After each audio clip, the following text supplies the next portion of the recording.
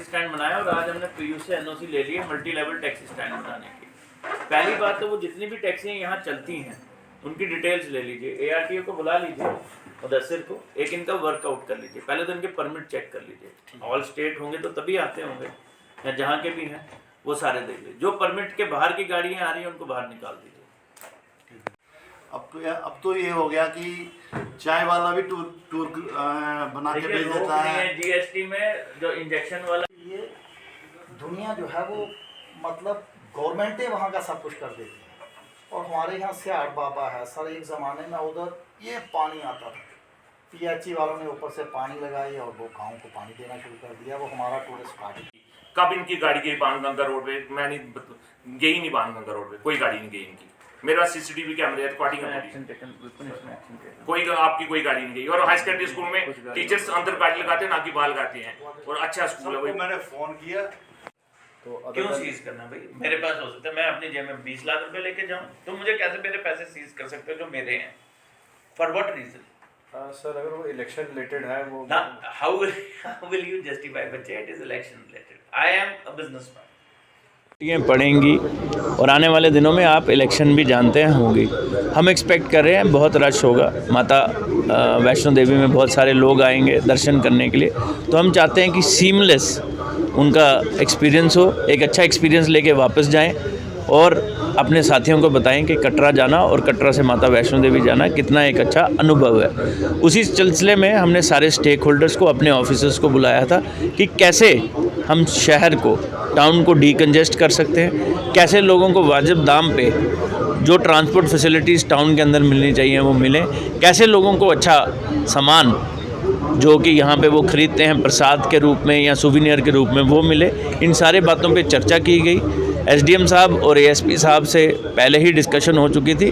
आपके माध्यम से चाहता हूँ यहाँ पे जितने भी स्टेक होल्डर्स हैं, होटल एसोसिएशन वाले हैं, दोबारा से रीइटरेट करूँगा, दुकानदार हैं, ढाबे वाले हैं, वो भी अपने आप को ज़रा सोच के इसमें करें, क्योंकि हम हमेशा दूसरे का मुंह ताकते रहते हैं कि वो आके ठीक करे, कुछ ठीक तो हमें भी होना पड़ेगा। जामिंग की बात करें, मीटिंग पर सभी ने जामिंग के लिए बोला क्योंकि ट्रैक के बाहर और कंजेस्टेड होता जा रहा है। लेकिन सर खाली गाड़ियों से सर जामिंग नहीं होती, क्योंकि उधर इलीगल स्ट्रीट्स जो हैं दिन प्रतिदिन जो बढ़ती नजर आ रही है। म्यूनसिपल कमेटी उस पर एक्शन नहीं उठा रही है। इलीगल ऑटोज़ यहाँ पर चल रहे हैं जो प्रतिदिन जहाँ पर विदाउट डॉक्यूमेंट चलते नजर आ रहे हैं। और सर साथ ही साथ में स्ट्रीट लाइन पर जो स्ट्रीट की बात करें, वहाँ पर इलीगल काउंटर्स लगे जा रहे हैं फॉर द यात्री सिम, जो कि आउटर जम्मू कश्मीर के बाहर से जो लोग यहाँ पर आते हैं उनके लिए जो है यहाँ पर विदाउट वेरिफिकेशन लोग यहाँ पर आके सिम्स अलाउड कर रहे हैं। सर उसके ऊपर कोई वेरिफिकेशन नहीं की जा रही है, उसके ऊपर क्या करें? ये जो फुटपाथ, साइड पाथ्स जो लोगों ने ऑक्यूपाई किए हैं, हमने काफ़ी बारी अनाउंसमेंट करके इनको वार्न किया है।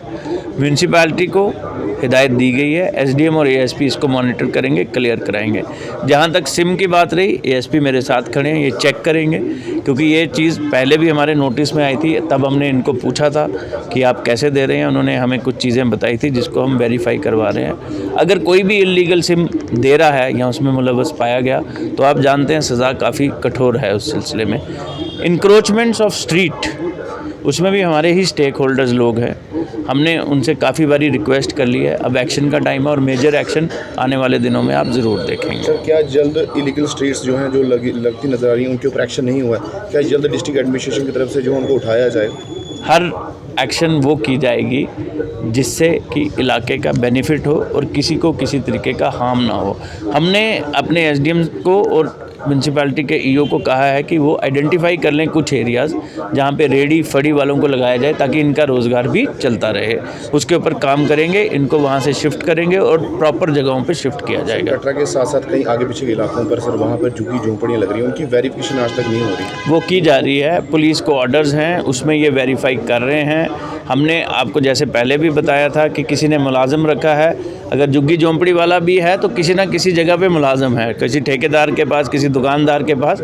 उन सब से फिर से ये रिक्वेस्ट करूँगा इन्फॉर्मेशन दे दें, नहीं तो फिर हमें कार्रवाई जो सेक्शन 188, 144 के उल्लंघन में करनी पड़ेगी। सर आने वाले दिनों में चुनाव है, जो मीटिंग का मेन मकसद था वो किस तरीके से यात्री इसका स्टे बढ़ाएं, एक होटल वालों को जो जो परेशानियां आ रही हैं, दो तीसरे नंबर किन किन फैसिलिटीज़ से जो है हम दो चार हो रहे हैं और उसे कैसे इम्प्रूव किया जाए, तीन ये मेन मुद्दे थे।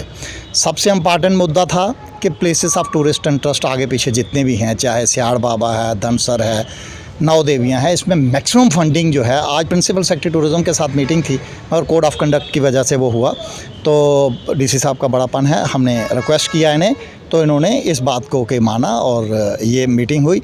और अब उसके बाद हमने सबसे बड़ा मुद्दा जो रखा वो था registration and renewals of tourism licences.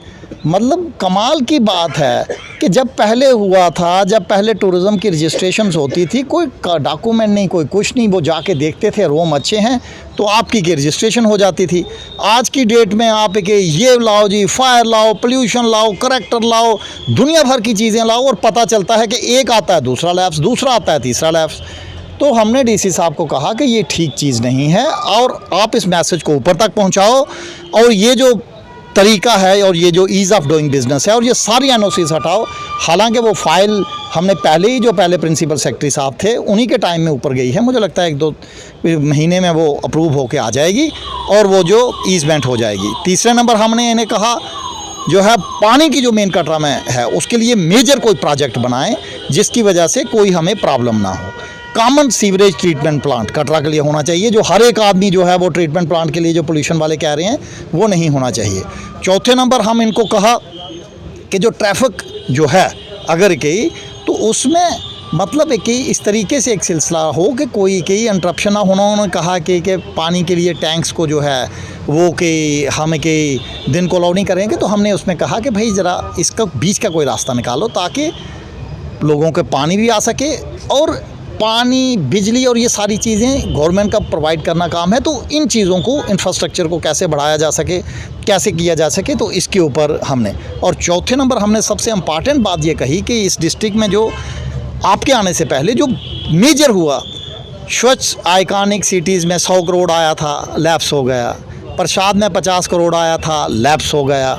मतलब इतने बड़े चढ़ाई का गाँव में हमने कि 5 करोड़ रुपया लाया था, वो कहीं 2 करोड़ रुपया लगा, लैप्स हो गया। तो मतलब ये अच्छी बातें नहीं हैं, तो इसके ऊपर एक गौर करें।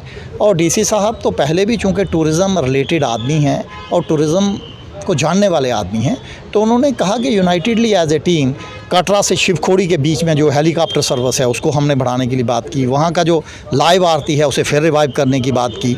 शिवखोड़ी में जो रोप वे है शिवखोड़ी का, उसको किसी भी तरीके से उन गाँव वालों के साथ बैठ के किस जगह से लगना है उसकी बात की। तो एक डिटेल में डिस्कशन हुई है और होटल एसोसिएशन के लोगों की जो चीज़ें थी, जो उन्होंने अपनी हमने उनसे जो डिस्कशन में मांगा था, वो उन्होंने जो चीज़ें थी वो डीसी साहब से हमने बात की है और उन्होंने बड़ा गंभीरता से उसे सुना है।